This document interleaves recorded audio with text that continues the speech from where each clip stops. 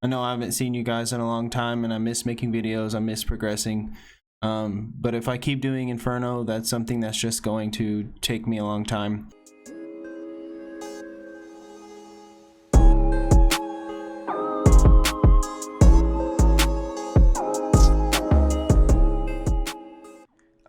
And we're back. Trailblazer League once again. I am so excited. Give me my first relic. I'm going with Trickster. This is going to be so good for thieving down the line. And who doesn't want the free agility boots? I mean, come on. I gotta get one of my pets, of course. I do have a Heron and an Abyssal Orphan from the last league. I'm gonna go ahead and claim the Abyssal Boy.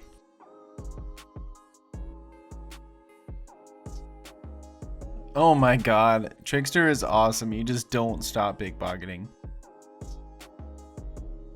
Here's a couple easy tasks just from pickpocketing the man.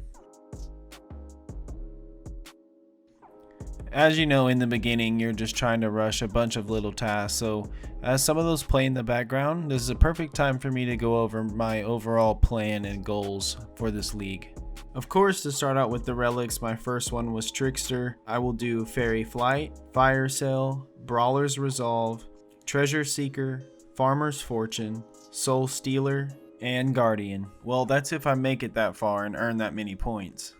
My overall goal for this league is to strengthen the PVM knowledge that I do already have, like content with Zulrah and Gauntlet and God Wars Dungeon.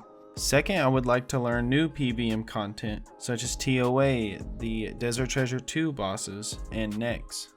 Ultimately culminating into what we saw at the beginning of the video, Inferno.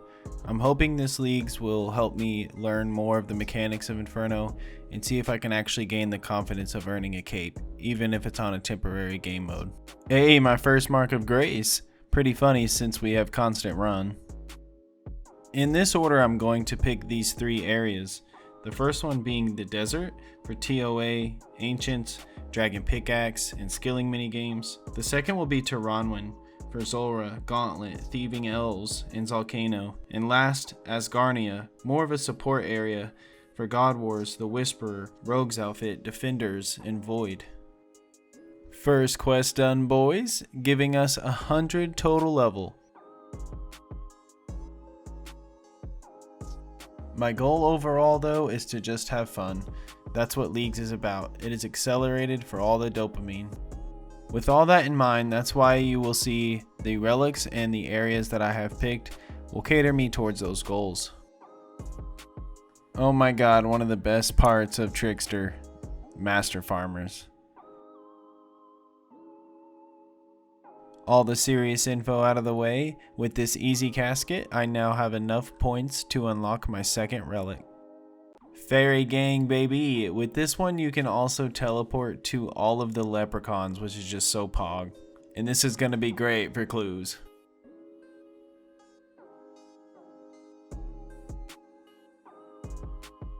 With the passive effect of tier 2, your XP rates are multiplied by 8 now, and that's when I did the Natural History Museum, which got me to 25 Hunter and Slayer. The first casket stack on the League's account, and I get my best magic amulet right from the jump. Amulet of Magic.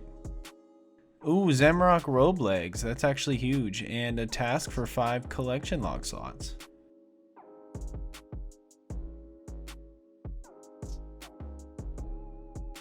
More agility labs, 10 laps of the Varrock agility course, 250 total level already, while I was getting the 10 Tenor task.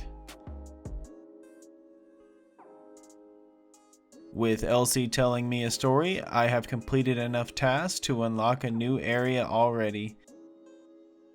The second unlock is going to be the vast land of the Caridian Desert.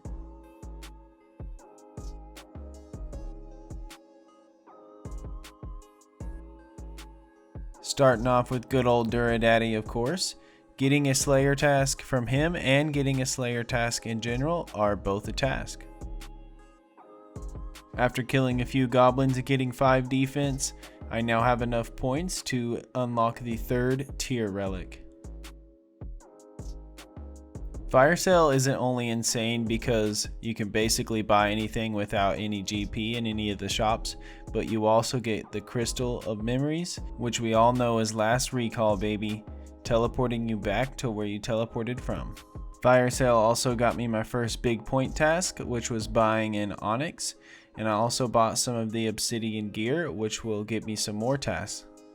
You know you gotta start early with them birdhouses.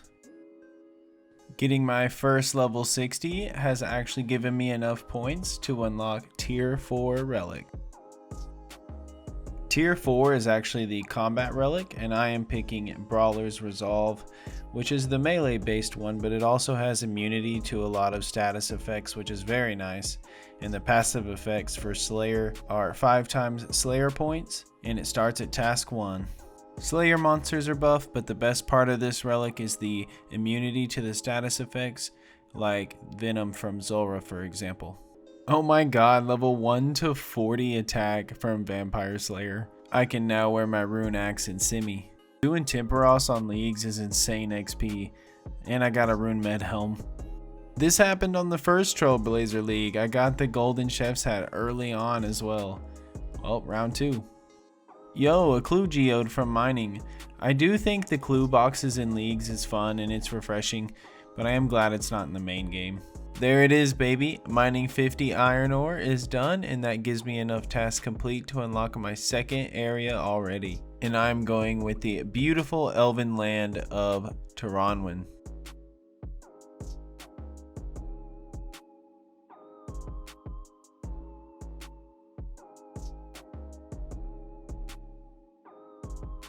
I gotta teleport there, of course. Take it in, the beautiful city of Prifddinas. The shops in Prifddinas are super useful. It's actually where I got my first spec weapon. And another example of this is right here, buying the Crystal Crown, which is normally 250 mil on the game for just a cosmetic. But wearing it is 400 points. Fire sale, baby. I went and did my Hill Giant Slayer task, and I actually got a giant key. I also wanted to work on my melee stats because I knew I had some weapons in the bank that I could wield. Here's a couple of them for a total of 160 points.